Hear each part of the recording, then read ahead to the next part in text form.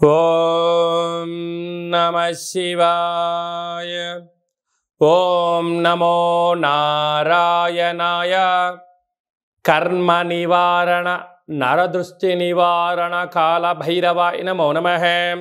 ఓం కాళకాలాయ విద్మహే కాళాతీతాయ ధీమహి తన్నో శ్రీ కర్మ నివారణ కాల భైరవాయ నమో నమః. ఓం ఆంజనేయాయ విద్మహే వాయుపుత్రాయ ధీమహి తన్నో హనుమత్ ప్రచోదయాతు. హరి ఓం. మా ఛానల్కి స్వాగతం. చూస్తున్న వీక్షకులకు ప్రేక్షకులకు ప్రియ కాళభైరవ భగవద్బంధులకి స్వాగతం పలుకుతూ మమ్మల్ని ఎంతగానో ఆదరిస్తూ ఉండబడినటువంటి ప్రియ సోదర సోదరీమణులకు, జ్యోతిష్య అభిమానులకు, సనాతన ధర్మ సంరక్షకులకు అందరికీ కూడా హనుమత్ జయంతి పండగ శుభాకాంక్షలు. రామతత్వాన్ని అవలంబించుకుందాం, నిత్యము రామనామాన్ని జంపింపజేసుకుందాం, స్వామివారి ఆశీస్సులు పొందుదాం. 500 సంవత్సరాల తర్వాత మొట్టమొదటిసారిగా అయోధ్యలో రామ మందిర నిర్మాణం తర్వాత మొదటిసారిగా జరుగుతున్నటువంటి హనుమత్ జయంతి సందర్భంగా మనమందరము కూడా స్వామివారిని స్మరిద్దాం, ధ్యానిద్దాం, స్వామివారికి ఓడమాలను సమర్పిద్దాం. తమలపాకుల పైన శ్రీరామ అనేటువంటి రామాలను రాసి ఆ యొక్క స్వామివారికి సమర్పించుకుందాం. జాతకంలో ఉండబడిన గ్రహదోషాలను తొలగించుకొని అందరినీ నిండు నూరేళ్ల ఆయురారోగ్యాలుగా ప్రసాదించాలని కోరుకుందాం. 16/6/2024 నుండి 30/6/2024 వరకు పుట్టినటువంటి వారందరికీ కూడా ముందస్తుగా జన్మదిన శుభాకాంక్షలు. గతంలో వివాహం చేసుకున్న వారికి వివాహ వార్షికోత్సవ శుభాకాంక్షలు. 16/6 నుండి 30/6/24 వరకు ద్వాదశ రాశుల్లో గ్రహ గమనాన్ని ఒకసారి వీక్షింపచేద్దాం. మేషరాశిలో కుజ భగవానుడు స్వక్షత్రకారకుడు, వృషభ రాశిలో గురు భగవానుడు సంచార స్థితి, మిథున రాశిలో రవి బుధ శుక్ర సంచార స్థితి, బుధుడు స్వక్షత్రకారకుడు, కన్య రాశిలో కేతు భగవానుడు, కుంభరాశిలో శని భగవానుడు స్వక్షత్రకారకుడు, మీనరాశిలో రాహు సంచార స్థితితో ద్వాదశ రాశుల్లో గ్రహ గమనాలు ఈ విధంగా ఉన్నాయి.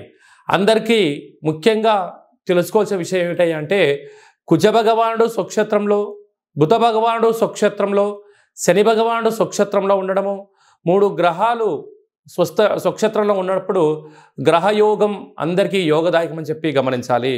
అందులో మిథున రాశిలో రవితో కలిపిన బుధ భగవానుడు అవ్వడం వలన, బుధాదిత్య రాజయోగం కారణం వలన ప్రభుత్వ ఉద్యోగ ప్రయత్నం చేసేటువంటి వారికి ఇది అందరికీ చాలా మంచి కాలము అని చెప్పి గమనించాలి. కన్యరాశి వారు జ్యేష్ఠమాస పూర్ణిమ బహుళాష్టమి సందర్భంగా, బుధాదిత్య రాజయోగ సందర్భంగా ఎలాంటి విధి విధానాలు పాటించాలో ఈ వీడియోలో సవివరంగా సంపూర్ణంగా తెలుసుకుందాం.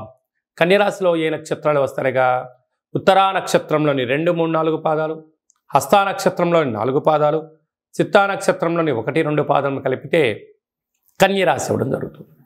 చాలామందికి పుట్టినటువంటి కాల సమయంలో డేటా బర్తులు లేనటువంటి ఏకైక కారణం చేత పేరు యొక్క మొదటి అక్షరాన్ని అనుసరిస్తూ ఆ రాశిని తెలుసుకునే ప్రయత్నం చేద్దాం.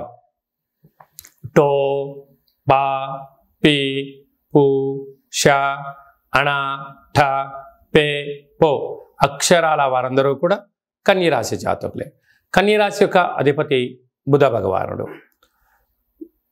విశేషం ఏమిటనగా రాశిలోనే కేతు సంచార స్థితి ఉండడం వలన ఓపిక, పట్టుదల, సహనం, జ్ఞానం, ఆధ్యాత్మిక చింతన ద్వారా ఏదో ఒక పని చేసేటప్పుడు ఒక 5 సంవత్సరాల తర్వాత ఎలా ఉండబోతుంది, 10 సంవత్సరాల తర్వాత ఎలాంటి మార్పుల కోసం ఈరోజు మీరు ప్రయత్నం చేయగలిగినట్లయితే ఉన్నతమైనటువంటి స్వలాభం, స్వంత కార్యక్రమాలలో అన్నింటా విజయం మీ సొంతం అవడానికి చాలా అవకాశాలు ఉన్నాయి. 6వ స్థానంలో శని భగవానుడు స్వక్షేత్రకంగా ఉండడం వలన దూర, వాయు, జల ప్రయాణాలు, పెట్టుబడులు, క్రయ విక్రయాలు అంతగా యోగదాయకం కాదు అని చెప్పి గమనించగలగాలి. సప్తమంలో రాహు సంచార స్థితి ఉండడం వలన ప్రేమికుల మధ్య 3 వ్యక్తుల యొక్క ప్రమేయం, భార్యాభర్తల మధ్య ఆటంకాలు, చిన్న చిన్న విషయాలకు తగాదాలు, అనారోగ్యం పొంచి ఉన్నది, తస్మాత్ జాగ్రత్త. అష్టమంలో కుజుడు సంచారం చేయడం వలన కుజదోష ప్రభావం కారణం వలన మీ జన్మ నక్షత్రం రోజున పూర్ణిమ, అష్టమి తిథి యందున దూర, వాయు, జల ప్రయాణాలు పెట్టుకోవద్దు. యంత్రాలతో, ఆయుధాలతో దయచేసి చెలగాటం ఆడవద్దు. అంటగా చిన్న చిన్న విషయాలు నవ్వులే నూలపాలు చేసే పరిస్థితి ఉంటుందని చెప్పి గమనించగలగాలి. భాగ్యస్థానంలో గురు సంచార స్థితి ఉండడం వలన గురువుల మాట, తల్లిదండ్రుల మాట, గృహంలో సకుటుంబ సపరివార సమేతమైన కొన్ని నిర్ణయాలు సమిష్టిగా తీసుకోవడం వలన విజయం మీ సొంతం అవుతుందని చెప్పి గమనించగలగాలి. అలాగనే రాజ్యస్థానంలో ఏడాది తర్వాత రవి భగవానుడు మిథున రాశిలో స్వక్షత్రకారకుడైనటువంటి బుధుడితో కలిసి ఉండడం, అక్కడే శుక్రుడితో కలిసి ఉండడం వలన వృత్తులలో, ఉద్యోగాల్లో, వ్యాపారాల్లో ప్రమోషన్స్ రావడం, ధనం చేతికి అందడం, విదేశాలకు వెళ్ళాలనే మీ ప్రయత్నం నెరవేరడం, బ్యాంకు లోన్లు, ప్రైవేట్ సెక్టార్లు, క్రయ విక్రయాలు అన్నింటా విజయం మీ సొంతం కాబోతుంది. కనుక ఇలాంటి కాల సమయంలో ఓపిక, పట్టుదల అవసరము. హోటల్ వ్యాపారాలు, చేతి వృత్తులు, మార్కెటింగ్ రంగంలో ఉండేవారు, గృహ భవన నిర్మాణ కార్యక్రమం చేసేటువంటి వారు, వ్యవసాయ సోదరీమణులకు చాలా మంచి కాలం ఉంటుంది. కనుక ఓపిక అవసరం, మౌనం అవసరం, ధ్యానం అవసరం. వీరంతవరకు గొడవలకు దూరంగా ఉండే ప్రయత్నం చేయండి. అన్నింటా విజయం మీ సొంతం అవుతుంది.